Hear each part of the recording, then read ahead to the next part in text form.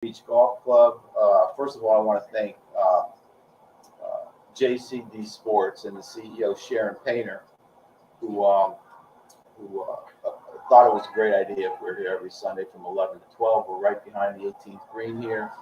We've got a wedding going on at some point today. This is a course that we both live about a mile away, and we play here. It's for a public course. It's a Donald Ross course. How many public courses are designed by Donald Ross, right? And going through some renovations, but 6,900 yards from the tip, or a little bit more than that. And here we are. Well, you know my golf game. Every game is tough for me. Every course is tough for me. But it's a great facility. I love coming here. As you said, it's only a mile away from home. There's great people here. John takes care of our clubs and our carts every time we come here, and it's a great atmosphere. So a little bit about the course again. It's 100 years old, actually. 100 years ago, the land was donated to the city, and 3 years later, a nine-hole course was built, and became an 18-hole. They brought in Donald Ross to redesign it, make it an 18-hole course. And like any muni course, it gets a ton of business, and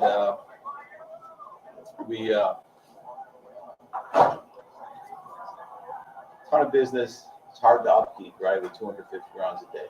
But they do have PGA instruction. I do want to shout out to Rick Durham. He's a PGA golf instructor here.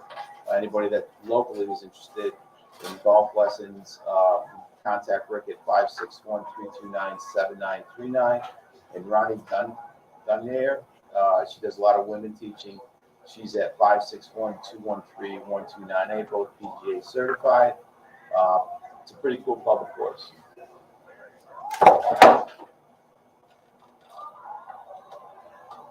Just lost our Instagram feed, but we'll keep going on. The course is always in excellent condition. As I said before, the staff here is great. The food here is great. And I'm looking forward to getting the show over with and planning on hosts. All right, so enough about the course. One of our show sponsors, all of our 32 shows will be brought to you by the Jacob Companies. Don Perry, the founder and CEO. Jacob Companies is a construction and design builder.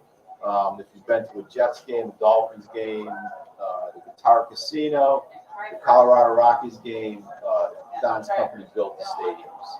You've seen the Patriots play, the Jets play, the Giants play. Don's company built it, so we're really, really happy. Don also owns the Rick Ware Racing Team, which last year his car finished 7th in the Daytona 500, and we're really, really happy that he's our major sponsor. And Don's well connected from the sports world. He was the builder of the Banyan Cay Resort up in West Palm. He does oceanfront buildings. He built the Ben Hotel in West Palm. He flew out a month ago to the 49ers owners. They're looking to renovate their stadium, so it's great to have him here. Just so everybody knows, Salt&Pepper is a non-politically correct talk show. We don't care if we get canceled, right? No, we don't care. What the hell? People got to be themselves every day, and not worry about somebody as adults telling you what you should do and what you shouldn't do. So we have our technical support technician here with her Salt&Pepper. She's gonna have to hold that. You can sit down right there. It's not recording. Okay. Figure it out. Instagram Live. So we had some issues with Instagram, but we are on YouTube and we are on Facebook and Instagram. So what's been up? What have you been up to? It's been a long season. We started basketball again. It was a tough season. We were 1-4 at one stage of the season. Now we ran off 13 straight, and we lost a tough one last Thursday to Cypress Bay High School. And fortunately enough, the kids were able to bounce back. We put away 2 over the weekend. We beat Plantation on Friday, and we beat Archbishop McCarthy on Saturday. In saying that, we lost our starting guard, who was our best player, who was rated probably the number one underclassman in high school basketball in Florida. We lost him in the last football game of the season. He tore his ACL. Hopefully, he'll be okay with that. And by the time the fall comes around again, he'll be ready to play football again and be able to play basketball. That was Casey. Yeah, Casey and ATM. Also, another football player who plays for us, Colton Heinrich.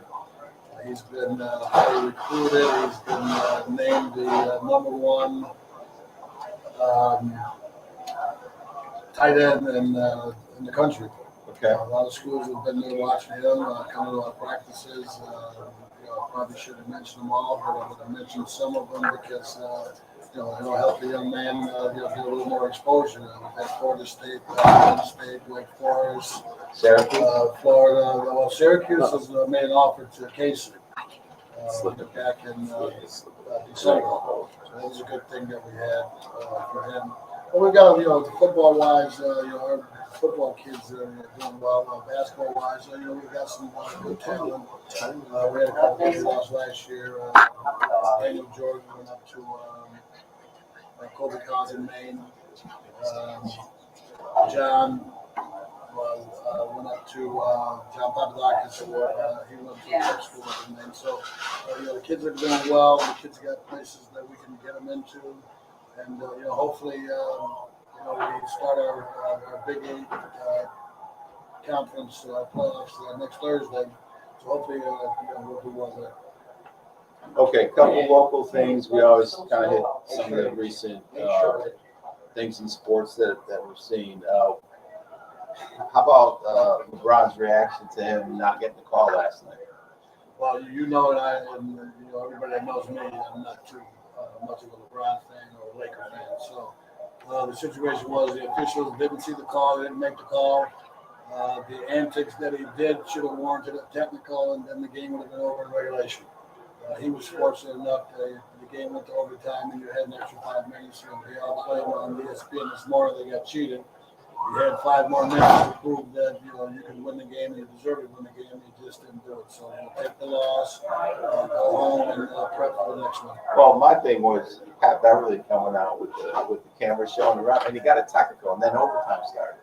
So I'm like, you're behind the 8 ball starting overtime with the technical coming out with the camera. So Lakers got to do something, man. They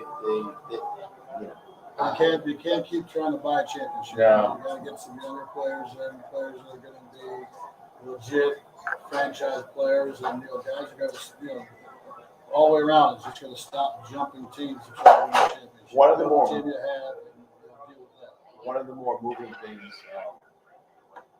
that happened to me. Actually, my wife and I were watching 4 minutes after he posted was DeMar Hamlin coming out and giving his recognizing and thanking everyone. That was pretty moving. That guy's got, outside of football, that guy's got an amazing future.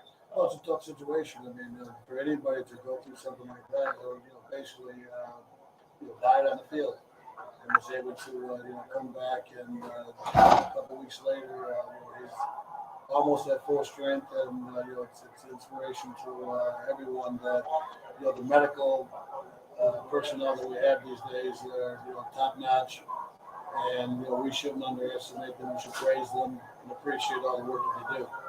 Yeah, I know my wife got a little bit emotional talking, just the eloquency and just the sincerity of what he's doing and the give back was pretty amazing. Watching that yesterday. Hey, one of our show guests last year, Ron McClaria, all right, the winningest coach in New York City basketball high school history, won his 900th game yesterday. So shout out to Ron. Congratulations. You were one of our great guests, man.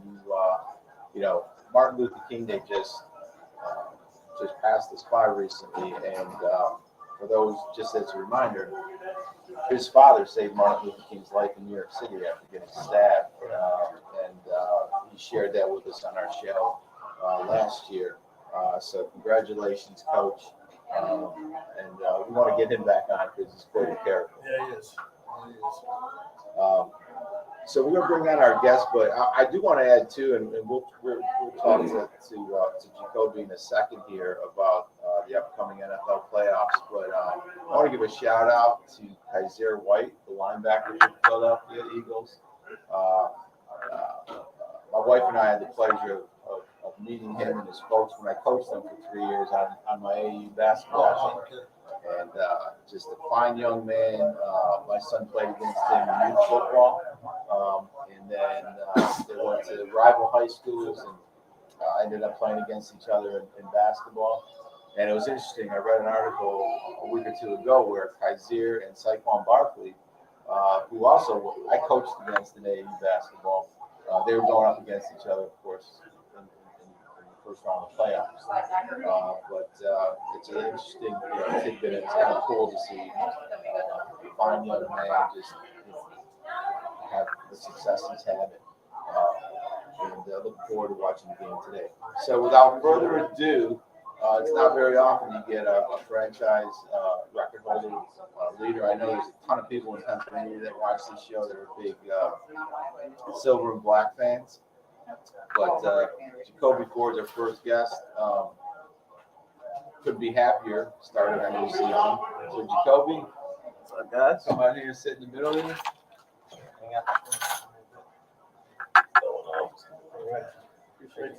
So we've been corresponding on social media maybe for a year, and this came when I met your wife, and she saw, I think I was wearing that hat, the Salt&Pepper show. I was like, what's that about? And I think we had just interviewed John Schmidt from the Jets, who was Joe Namath's center. Yeah, and she said, well, my husband, and I'm like, really, let's get him on the show. And then I did more research. I said, this guy is the big time, legit, and so forth. So let's we're gonna talk about the NFL playoffs, but when we do research and so forth, you were quite the player. Born and raised in West Palm or around here? Born and raised right there, West Palm Beach.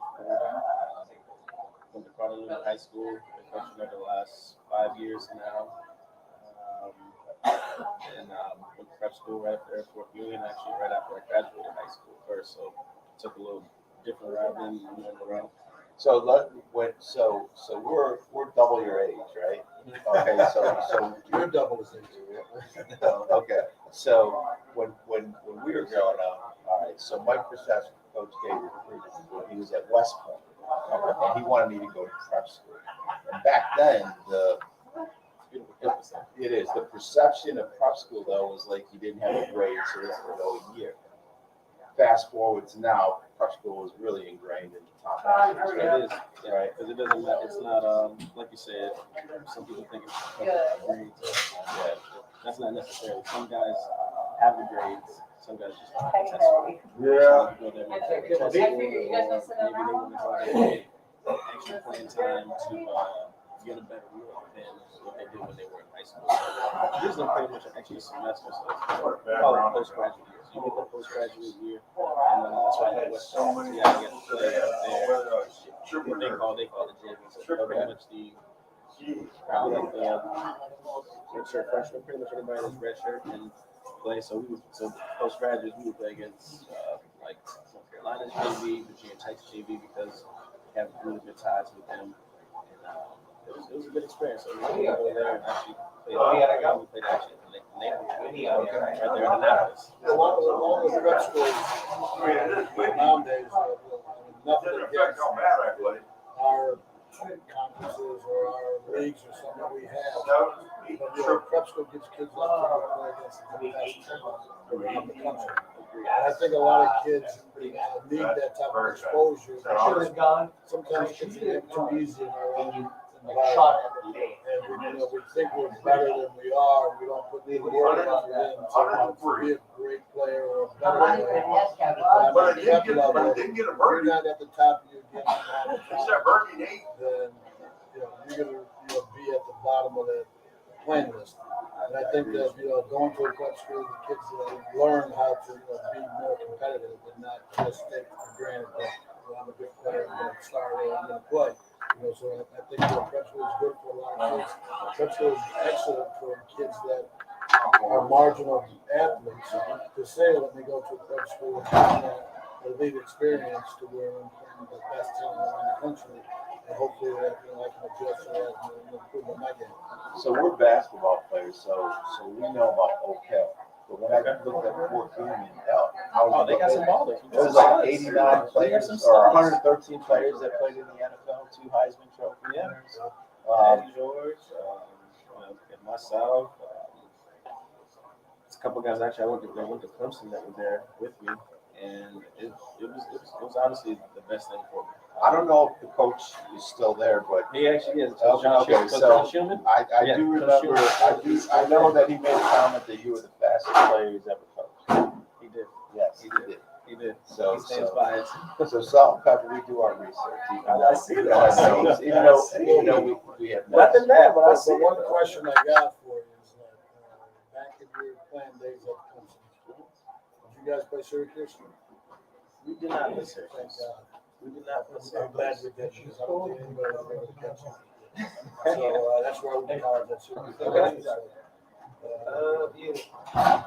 Those were hostile environment. Yeah, those were good games against Clemson. Honestly, that's like Boston College was like tough upload team that we always had to play. Like, that was always tough. So, because of our age, you might not know it well, but the drafting some Shaq is he's the original Shaq. Okay. And you know how you see basketball players wear a T-shirt and really wears it. That he started that in like the late 70s. Okay. Just so you know, that's a tidbit or whatever they call it.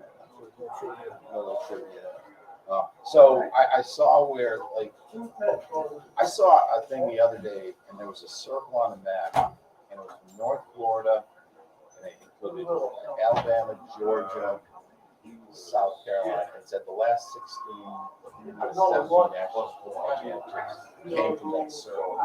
So my question to you, with being from West Palm, I only saw that you were interested in, I don't know, schools in Florida, University of Florida. Was that true, or did you get off from Florida State, Florida, Miami? What made you go to Clemson? Yeah, they were interested.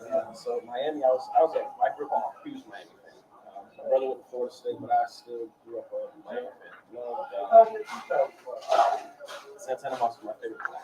So he's literally the reason why I wore number 6. I saw that's the first time I actually saw a small guy out there really making big plays, a big game, and the movement was never too small. And I just kind of started mimicking kind of how he played the game, and I was just like, I want to be like him. So that's how that started. Miami, they wanted to do something for a track section, which would have been a cool scholarship for me. And But Santana Moss also ran track too. he did. Yeah, and he kind of came in on that scholarship when they were going through the probation or whatever issues they were having back then. Yeah, so we were just trying to find a way right after, high school to see. My brother was really close to Cristobal was actually stepped down there at the time. And it was just like kind of funny how it comes full circle. Now he is back down there. He's a head coach. But it just didn't work out with Miami, Florida State, just because of how the experience was with my brother when he was there. Just kind of hit home for me different. So I just respectfully always declined anything from Florida.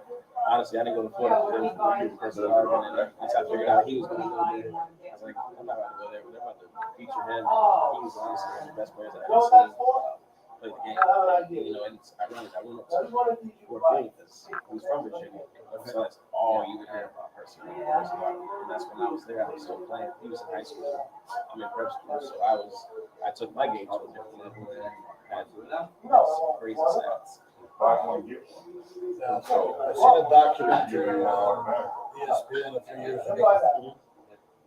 Florida players chasing rabbits. That's a Blade. That's over there. That's over there. City. Yeah, that's over there. I have family. Yeah, they chase the rabbits up there. They chase them. College pros were there watching the players run through the field chasing rabbits, and that's how they decided, how many rabbits you got to determine what position that they play at or that you would be good at. So, Devin was an assistant, right? He was the first 2 years was when I was there. Coach Bowden was the head coach when I was there. Tommy was still to this day. Dabo was actually a receiver coach. So in our receiver room, I mean, we were always well prepared. He took care of us, and he'd fight for us for anything. And he always wanted to make sure a game was never lost because of his receivers. And he took pride in how he coached us. And he coached us hard, coached us tough, and he definitely brought out the best of us. It was just that way that he coached us. So whenever he became the head coach, we just like, man, now we got to share it. And we just knew that the way that he coached us, that everybody was going to get that same coaching. So, talk about your relationship with CJ Spiller, because is that ever still stand on purpose? Yeah, I'm pretty sure. I think it still stands. Some kids, they're leaving, I think, 3 years, 2 years now. They're sure. But we never even knew anything about that until Tim Ray, who was our stat guy, knows literally everything about every Clemson athletic that's there. He brought it up to us and told us how close we were, and we just kind of took it upon ourselves and let's just try to go get it, whether we have more receiver or we have more rushing. Like either way, let's just go get it, and that's something that we did, and it's awesome. That's something that I can show my daughter. Yeah, I mean that's pretty. It's a lot of yards when you look at it. Your feelings on the Raiders leaving LA and Oakland and going to Vegas? I mean, you guys are the greatest fans. And by the way, no, we do, man. We do. It's I felt for the city of Oakland just because the town they love the Raiders. And there's nothing like the Raiders. And if you've never been, you've never seen it. It's not going to be that again. It is definitely the best things you'll ever see. Just the atmosphere. But the Raiders didn't change. Unfortunately, that change was coming just space and money and just location. But to honestly have them in Vegas, it's beautiful to have them there. I've been out there a lot. I'm an ambassador for them, so I'm out there back and forth quite a few times. So it's bittersweet, but it's good. We just kind of lose that fan base a little bit of just like the hometown people right there, and then walk over right there from the park there on the park. You see hundreds of people walking across the bridge. They're walking right to the stadium. They're leaving, getting back to the park, going back to San Francisco, Hayward. So it was different, but it's a beautiful stadium. The facilities are beautiful. It's a great coach for the Raiders. It's Vegas. So it's all in a few minutes, I'm gonna ask you about the Derek Carr, get your thoughts on the Derek Carr issue. But a big congratulations. You got inducted into two Hall of Fame, track and football this past year, right? Correct. Yes. That's pretty. Congratulations. Pretty amazing. In October, they actually just for the NC State game. Took the daughter, took the parents, mom, dad. It was crazy because that was when the hurricane was here. So, we literally left on Tuesday. We were supposed to leave on Wednesday. We ended up leaving a day ahead just because we would get ahead of that storm, and it honestly worked out better for us. And it was a great experience. Clemson laid out the red carpet. The place, it always feels like home for me whenever I go back. So, thank you. I really appreciate it. Yeah, that's a big honor. We both got inducted into the New York State basketball. I chose not to go. Could be a show about that later, but this past year, yeah. So that's quite the recognition. All right, so let's talk about NFL playoffs. Oh yeah, I appreciate the Raiders being the Jets fan. and he did sign with the Jets, right? I did. I was there for a little bit. So in your career, you were with the Raiders, Jets, was it Titans? Okay. Yeah, he's a Jets fan, and He's gonna have to start be a Derek Carr. So I'll ask you about four quarterbacks later. All right. So we all watch the games and so forth. I think it's going to be both two low-scoring games. That's just my opinion. Talk about Eagles, Niners. Now I know you watch from Jersey. So is my wife.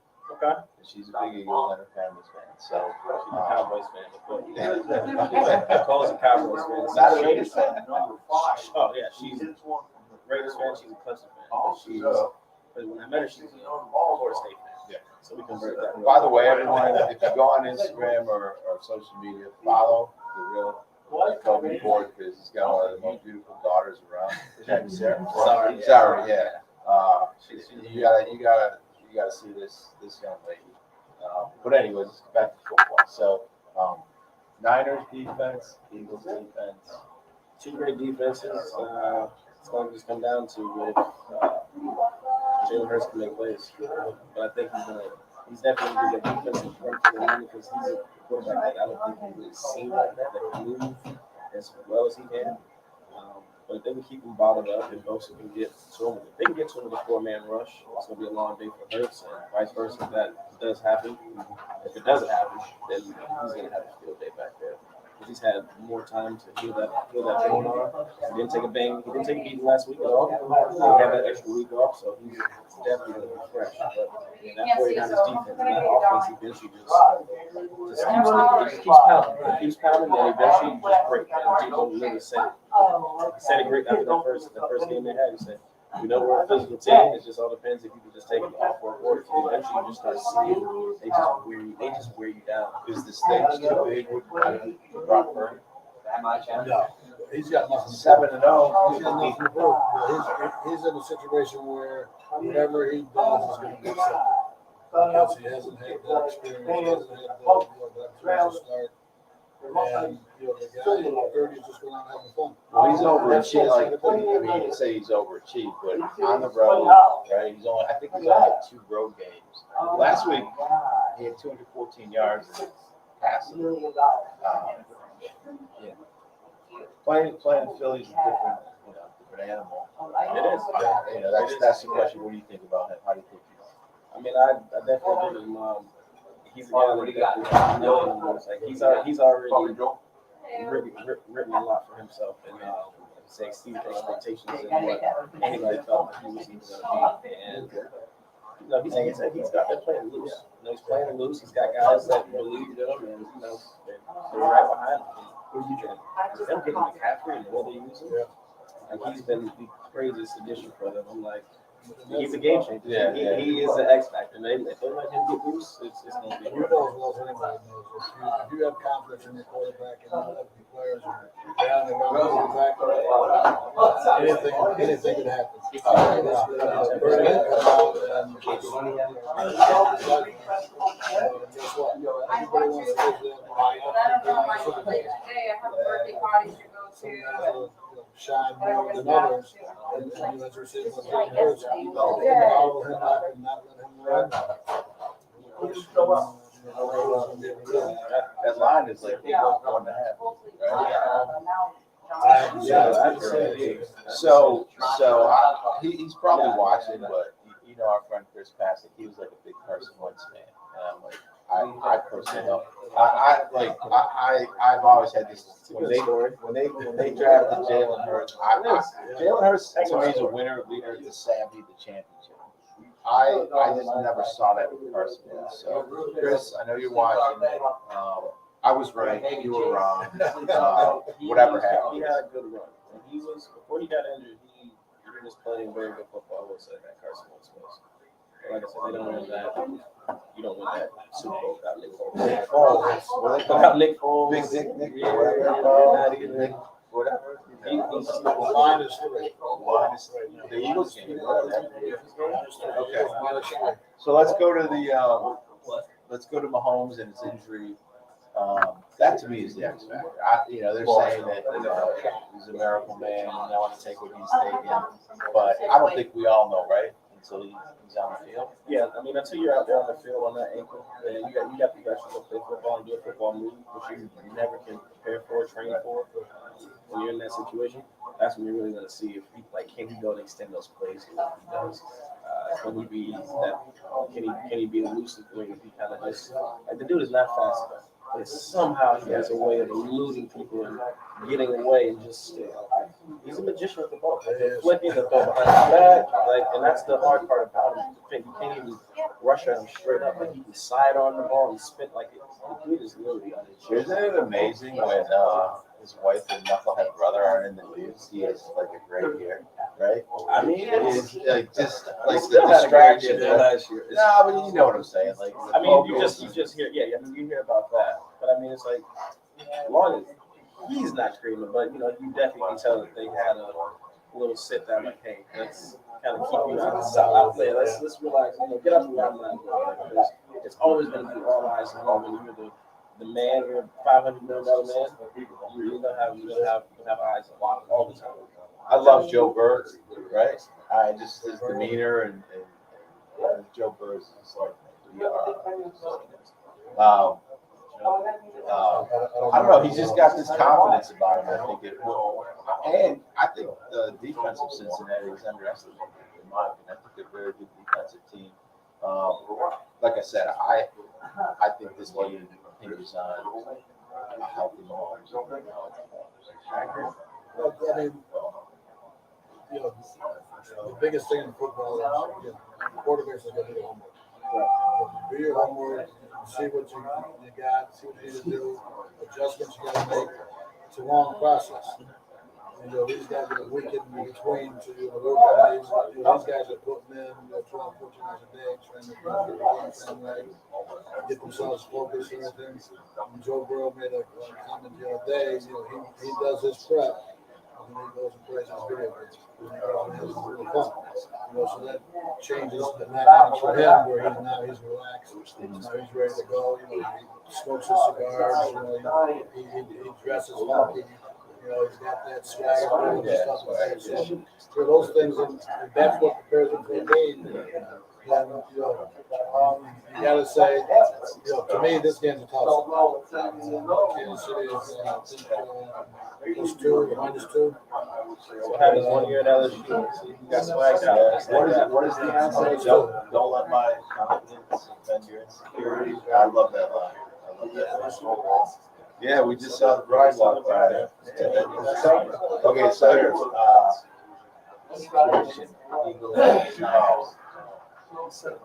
We're going to go with them, but I'm going to take the Niners. Niners is a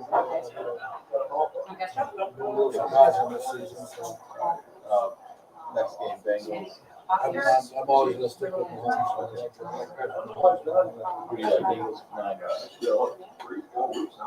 I want the city of Philly to go crazy. And obviously, you cannot have the Niners in there. Okay. So that's automatic.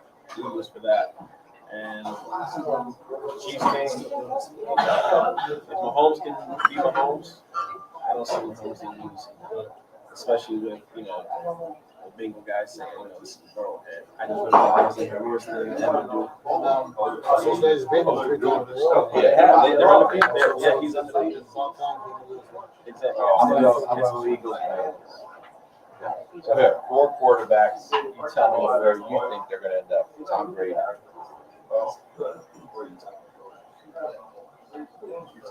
have no idea. They're talking Brady. Cowboys. I don't know how that one's going to work out. I heard the Raiders. So I wouldn't mind them. I mean, Get 1 year out of them. yeah. It's like we don't. It's not fair. That's not fair. So I think we need to go back. The Chargers did it. Local guy, Lamar Jackson. He's staying with the Raiders.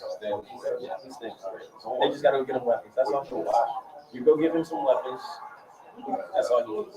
Aaron Rodgers. He should retire. He should. I'm with you. He should retire. I think They're talking Jets, right? Jets, don't hurt us anymore because we've got Another Brett Favre situation. Yeah. I think he's there. By the time you guys got Brett was he was on there. He was setting picks, right? I think it's either retire or go to the Jets. I agree. That would have at this point. I wouldn't be mad. Have him, Flacco, and Wilson if he makes it to them. That's the craziest thing I've never seen. A young quarterback. And the last Derek. Honestly, I have no idea what Derek. Derek just wants to go somewhere fresh where he's either going to be the starter or back. But for him, he's just a boy star anyway. He's a heck of a quarterback. He had a really good run, man. He did extremely well. He's the best quarterback to ever come through there. No, I'm not sure what possessions he has. I know he has some there. But I mean, he's Do you have any thoughts on what happened there, or transpired? I've never seen anything like that. To where you tell your main quarterback that it's not. I'm not coming to the facility, not to be around. So, that's definitely something internal that we will never know, unfortunately. So it's tough. Like I say, it was sad. I couldn't imagine how it felt. I know I would still be there, be around his Sorry. just because of that. You're on between him and the organization. You're on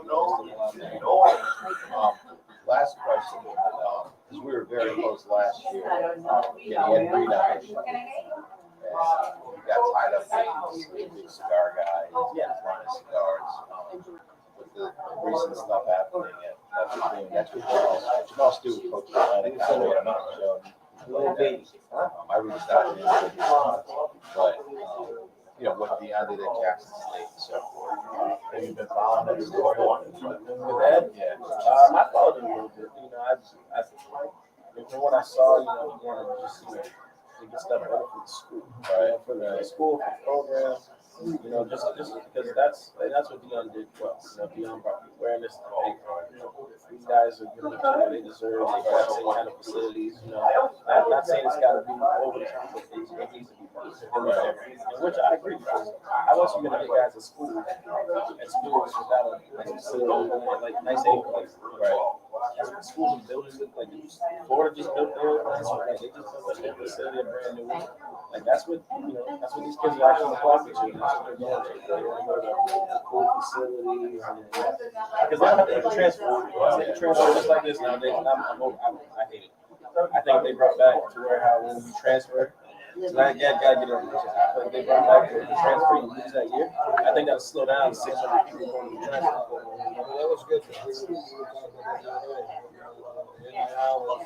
It's insane. I'm glad you brought that up. I think I honestly we're in college, but you got people that are literally probably trying to play this game and be good enough just to go to college and get NIL deals. Try to take care of that. You can take care of your family and NIL deals. Like I was thinking, maybe 50,000. Like that's decent college. These kids are $1 million, multi-million dollars. But the thing is, the people they get tied into and do these things with, they're going to be tied in with so now when you're coming out, you got to sign with them, right? You're I feel like they kind of tied into it. They get in situations where they're not picking the right, they're not picking the school because the school is picking it because of the I think college should be something. Yeah, I agree. Because something with them is program was good. It doesn't matter if it's top player or last player. Make it equal across the board. You don't have any animosity with the player. However, he's been paid more money. He gets the opportunity. I mean, we're in worlds even back when we played, amenities given to us. But I always had not an issue with the thought of if you're a coach and one of your players has this $1 million NIL but not performing, how do you navigate that? As a coach, you wouldn't play it, but I'm sure there's voices.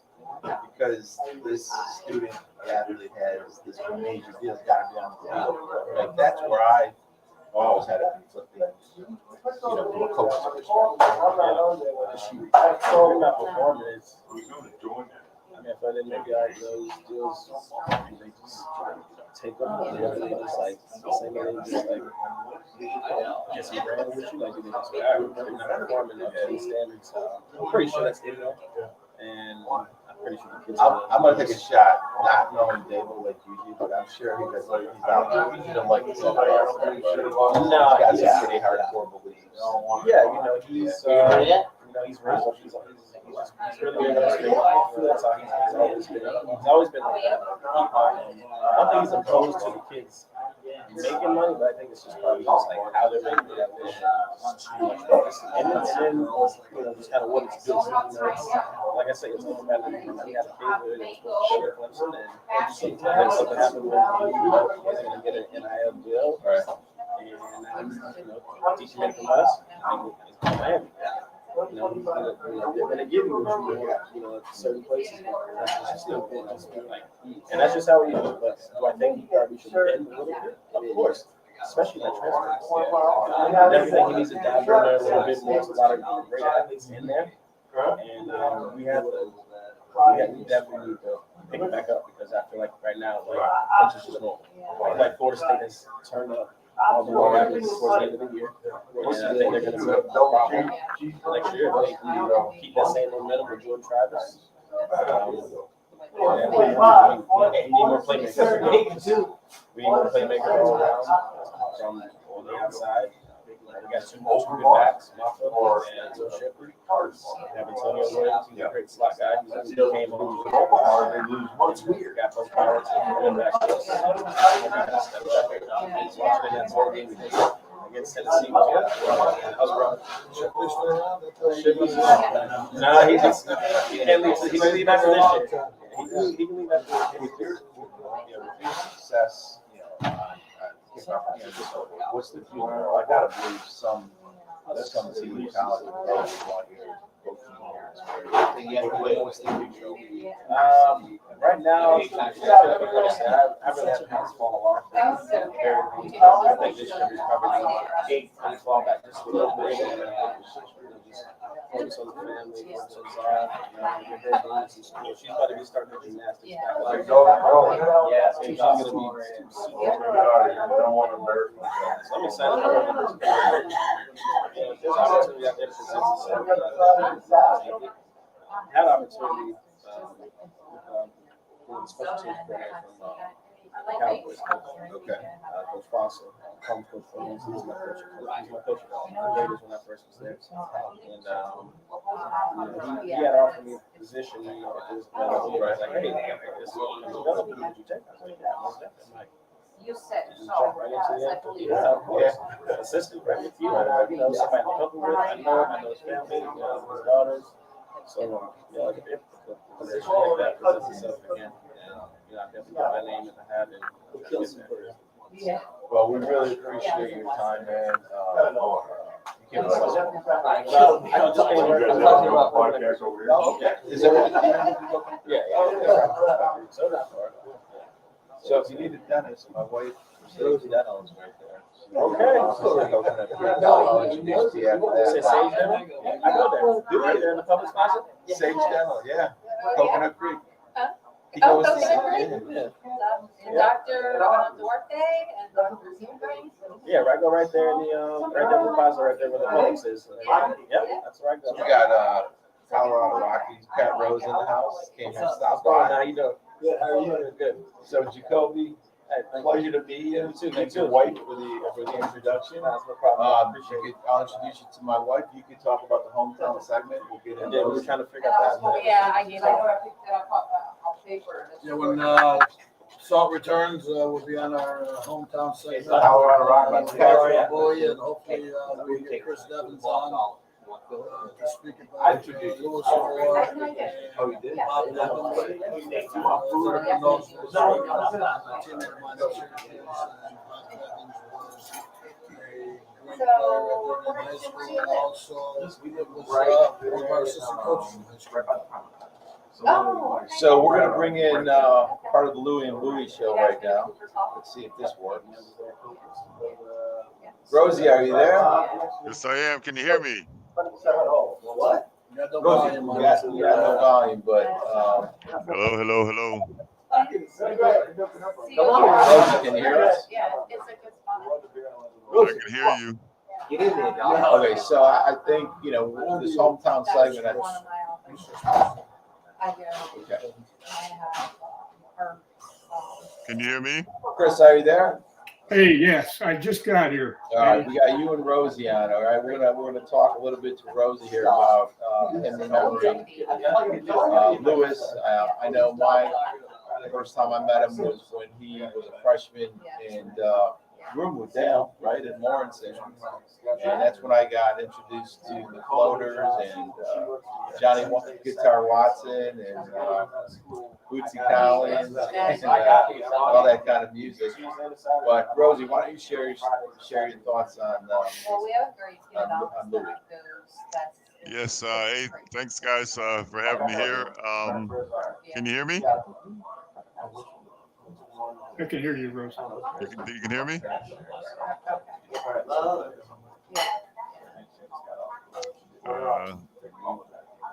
Chris, can you hear me? Yes, I can hear you, Rosie. You sound great, man. Oh, thank you. Ed, Shaq, can you hear me? I think they're having a problem hearing me.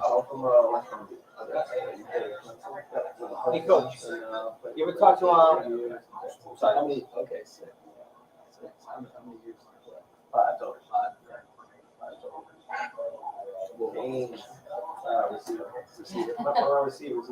Go ahead, Rosie. We had a little bit of audio problems, but Okay, just kind of end your. Can you hear me now? Yeah, coach.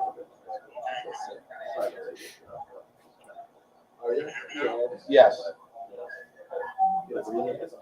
Okay. If I had to talk about Lewis, it was fantastic. I met him as a young man, and it was we both came to practice. We were pretty scared. Two skinny kids. Yeah, we walked in there. Dale was already a man around town there, but we just walked in there, two skinny kids trying to survive. And from that point, we kind of bonded. Our lockers were over in the corner, and we just went off and just tried to make it through every practice. And it was I was able to.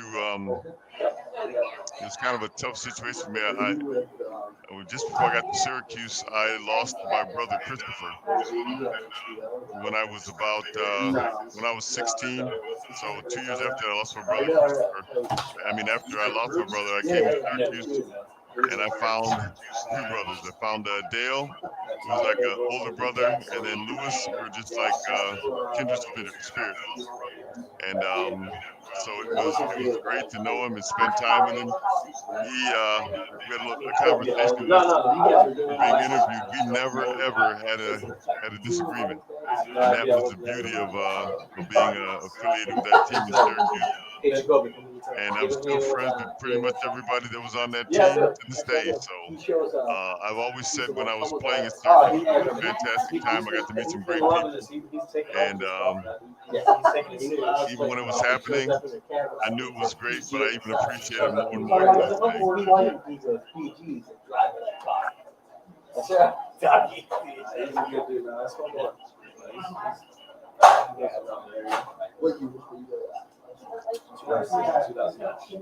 I know you and I went to funeral for Lewis, and was able to pay our respects to the family and represent State University.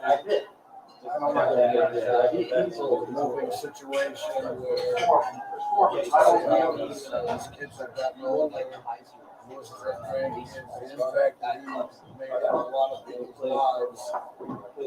One of the things that sticks up like the most is every time Lewis had an interview, was coaching, player, he gave the word to God. God has become the person that he was. His faith brought him to the point in his life where he was able to help others and make a difference in everyone's life. I think that was one of the best. One little street with a couple bars. I know all the bars.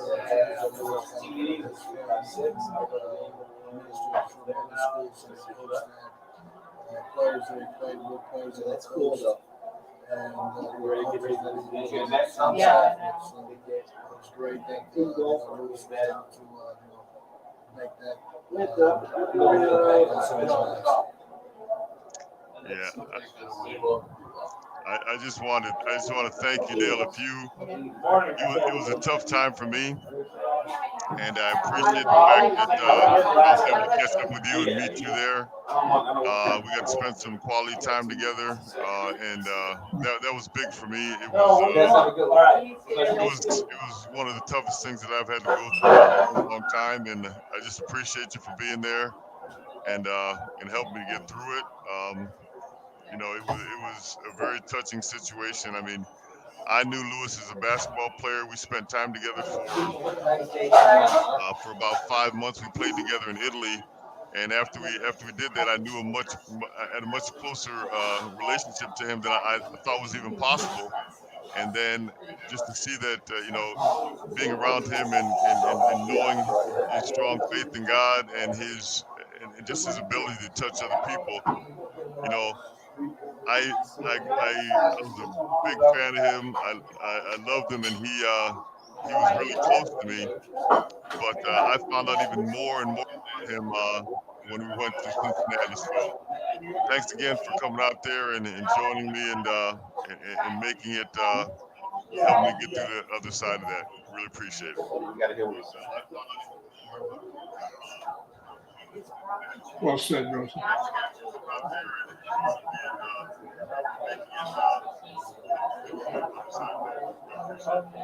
Even though both you guys are bigger than me, and we're all brothers, and you guys will always be my little brothers. So we got one big family, and we all got to stay together. Absolutely. Well, I appreciate you coming on. We're going to move on to Chris Devins, his brother Bob, great basketball player at Notre Dame High School in New York. He also coached myself and Eddie as an assistant coach varsity basketball, and he also coached varsity basketball at Notre Dame High School. Chris, thanks for joining us. Hey, thanks for having me. It's an honor to. I know your brother more, obviously, as a coach and friend. I can remember, the Lord's legacy. It seems like, the Devins has just kept coming year after year after year, It seemed like a whole basketball team of Devinses. But what I do remember, Bob, as a player was, the whole CYO league and, going to a packed Notre Dame gym. And, the one thing that sticks in my mind was watching him do a push shot, bank shot from 3-point range. That he was like, can't miss. Kind of speak to about, your older brother and what it was like, being a younger brother, looking up at him, growing up there in those days. Well, let me tell you, being a last of the Devinses of 7 siblings, it was a tough to fill anybody's shoes ahead of me. But it was a lot of fun looking up at him. He was always my mentor. Growing up, I wanted to be just like him, just like you have your favorite player. He was, I wouldn't say favorite brother because I had 4 other brothers, and 2 beautiful sisters. But he was just fun to be around. He was the kind of guy that you wanted to grow up and be like because it seemed like the perfect world, man. You're playing basketball, you're around a lot of people, and people are cheering you on. But mainly, he was just very exciting to be around, and I think a lot of people have a lot of memories of him. My main memory of him was 2-on-1. Me and my brother Mike played him 2-on-1 in the backyard. And he would handle us easy. It didn't make a difference. We double teamed him. He had a little bit better air than us, so he kind of kept us away from the ball at all times. But it was a lot of fun playing in the backyard with him. And just one memory I can hear, Eddie, and I don't know if you do us right down to New York City for the holiday festival and also play some scrimmage games with some New York City talent. But I remember Indiana was at that holiday festival the year they were undefeated. I was watching a game with Bobby. It seemed like we were right behind Indiana's bench, and a timeout was called, and I'm looking around. I'm looking, where the heck did Bobby go? And he was right in the huddle with Bobby Knight, like picking his brains during the basketball tournament we had at Madison Square Garden. I thought that was a great adventure for us all going down to New York City, but just seeing him work, and I always hoped he would have like a college job somewhere, but that just wasn't in the plan. But obviously, he had a great life. He's got three beautiful daughters that have families that.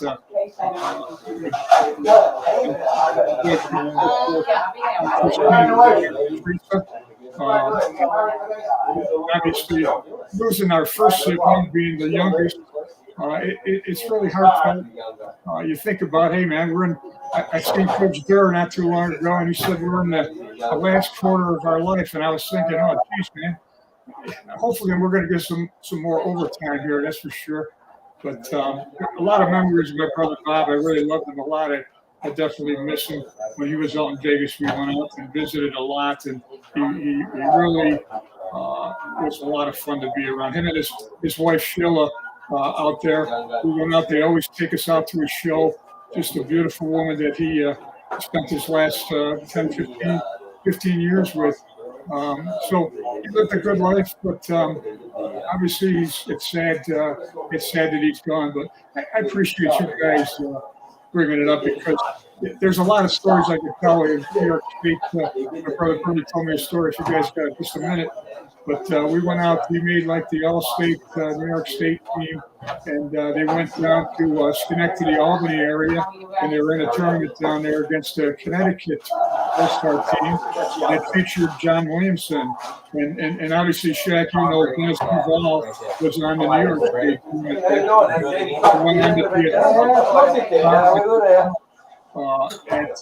At Syracuse University, and obviously went on to other things in Syracuse. But we're still out there, I guess, and living a great life. But it was so much fun watching my brother Bob being on this team. But it was the first half of the game, and they were getting beat pretty good by Connecticut. And Bob didn't even get in the game. So in the third quarter, Bernie was telling me, and I remember because I was sitting on the sideline too, but he brings it back to me. He comes in the game and he hit like 6 baskets in a row. He scored like 12 points. Like, if they had the 3-pointer, probably hit 30, a little more than that. But it was awesome. But after that, I think they went on to win. Dennis Duval came on strong in the fourth quarter, and they won. He didn't play anymore since the third quarter. My brother Bernie was telling me, he came up to him after the game, and he goes, boy, if they kept me in all 4 quarters, I would have had 48 points. So he was that kind of guy. He got over half court, his arm would be twitching. He wanted to throw it up, But there was some fond memories of my brother Bob. I really loved him, and everyone is definitely loved him. Hey, you guys are awesome, man. I love to see you guys. It's just like you've always been celebrities to me, man. Shaq, But it's good to see you guys and to be on this show. And I know my family was very excited. Really appreciate this time with you. Right. That was a shocker at that game, wasn't it? But they look. You go ahead, guys. I'm going to throw some things out here that maybe some people don't remember, but Bob to me was a player's coach, right? So he was a player's guy. He was an X and O guy. He was the X and O guy, right? My sophomore year, senior year was his first year assisting Dave Brown. But he had as much to do, about the success of that year as anyone. And arguably, it's not arguably the biggest win in Notre Dame Juggler basketball history was my sophomore year, Dale's senior year, when we took down #1 DeMatha by 14 points at the auditorium. Oh, yes. Yeah. You know, and you know, like I said, Bob was the X and O guy of those Notre Dame teams as an assistant, and you know that says, you know, all you needed to know about his basketball IQ, his basketball savvy, is, you know, as a coach. The other thing I remember is my senior year, we opened up against Jamesville DeWitt at Jamesville DeWitt with Danny Shades. And I had the best game of my high school career. I think I had 33 or 34 points. And we beat them pretty good at Jamesville DeWitt. I'll never forget coming into the locker room. I've never seen your brother as happy after a game as he was that game, for whatever reason. And the other thing that sticks in my mind was the guy that made the first 2 baskets of that game was Steve Griffiths, who you know, usually shoots over the backboard back then. I still remember that. I'm like, the ball goes into him, and he just got done playing football. And I'm like, what are you doing shooting it? He clanks it home, and then he clanks another shot. But that game sticks in my mind. And the other things, you know, that I remember about, I remember I think it was a Ford Pinto, light blue that he used to drive around. And we worked the Notre Dame basketball camps, and we'd go to Bosses, and we loved Bosses. And then that was at lunchtime, and then after the camp, I rode to him. I don't know how old I was at the time, but he'd love to go to Vernon Downs. And those are the memories I have with Bob. Yeah, an incredible coach and a good friend. And Chris, we've got a lot of people that send their condolences and prayers to your family and everything. I know you guys are doing something in Vegas for Bob. Unfortunately, couldn't make that, but keep us in touch and let us know how things going, and we'll try to get you back on again later on in the season. That sounds great, guys. That's Shaq. It's always a pleasure to see you, and now you're enjoying yourself down south, which is a good place to be this time of year, man. You know, but it's great to see you guys up and running again this season. Wish you a lot of luck with your show. You got a following up here in the north always. But you know, matter of fact, I was just down there visiting my wife down in Fort Myers, Naples area just a couple weeks ago, and it was just so nice to see the sun shining so bright. It's a good place to be, and I wish you guys a lot of luck. And I really appreciate you, you know, having mentioned my brother Bob on your show and all he has done. But yeah, he definitely. Let me tell you something, and it's been real quick. My last memory, and obviously I transferred my last year of high school. I wish I could have played with Jake and them guys. But the main thing I didn't, I wanted to play. And when I went to Proctor, and this is just one story about how tough my brother was as a coach.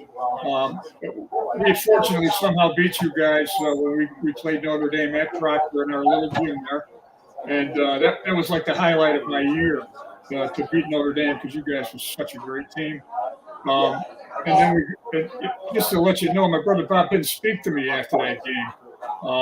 You know, there was no embracing after the game, good job, Chris, or anything like that. We didn't speak. We were very competitive, you know.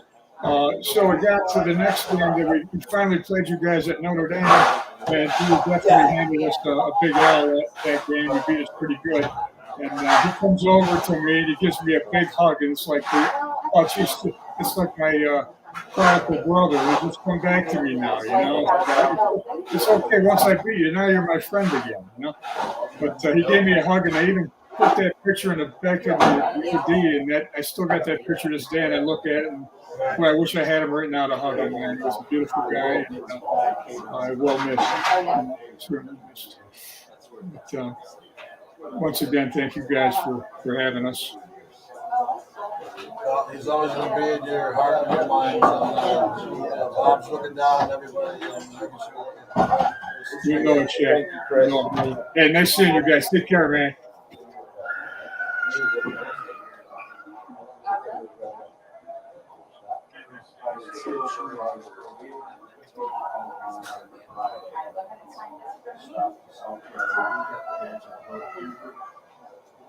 All right, man. That was some memories, huh? Yeah.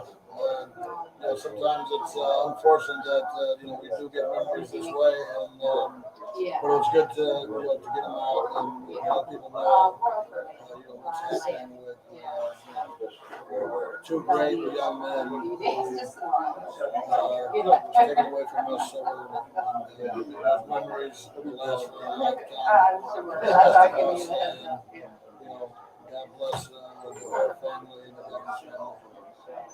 So this concludes our first show of the 2023 season. I think the hometown segment is a winner. I think we're working on something next Sunday that the old COL basketball fans will look forward to hearing from this guy if we can get him. But somewhere probably around Tuesday or Wednesday, we'll get out our guest as well as our hometown segment.